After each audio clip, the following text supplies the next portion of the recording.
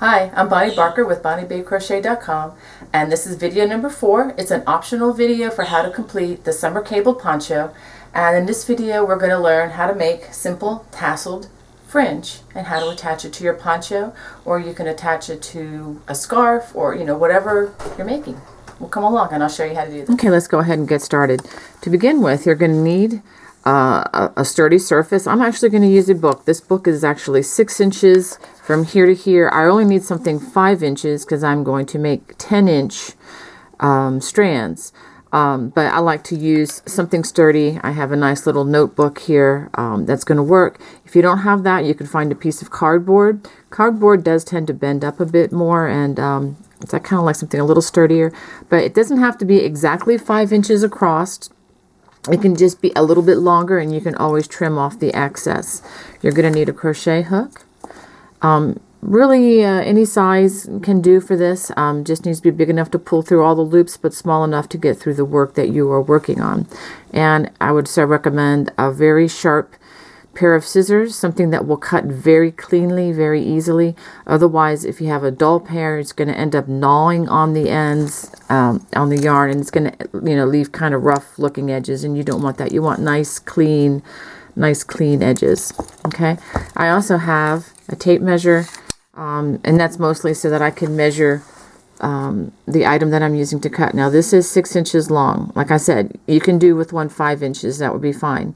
Now if you want really longer, much longer fringe, you may go for something even bigger.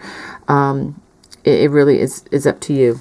Okay, now I need to begin. I'm going to wrap the fringe around my 5-inch piece of cardboard or book or whatever I have. I'm going to do this 5 times just for the demonstration.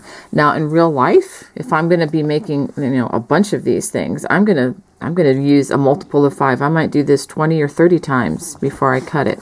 Okay, so now I've gone around this 5 times. I'm going to trim it right here, and there's a nice little indentation here, and I can do this without hurting the book.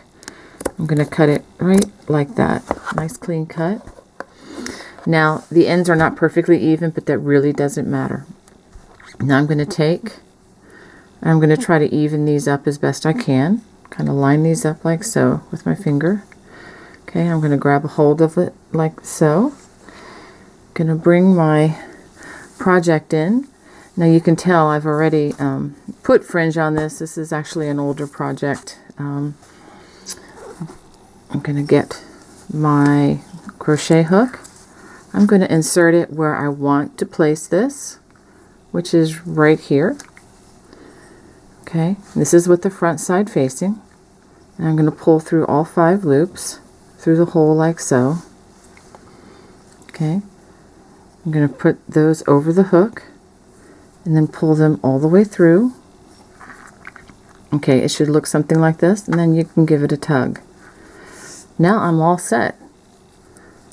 Okay, I have the fringe. Now I may not like the way the fringe is so uneven, and when I'm done with the project, I will trim all the fringe at the same time so that I am giving it an even trim. So I'm going to just trim it just like so. Okay, and we are done. Now as far as placing the fringe and the tassel fringe, it's really up to you how far apart you want these. With this project, it's approximately 4 stitches. Every 4th stitch has a tassel, and I made sure that I put one at the corner. Okay, and you can always work with this. You can, in order to make things even, you can just if you only have to skip 3 stitches, or maybe you want to skip more, to even out the fringe. It's up to you. If you want a ton of fringe, you can put one every other stitch, or even every stitch. If you're going to do that, I would suggest maybe using only maybe 2 or 3 strands and not 5. Well, I hope this is helpful. I hope you enjoy your tassel fringe. Take care. Bye-bye.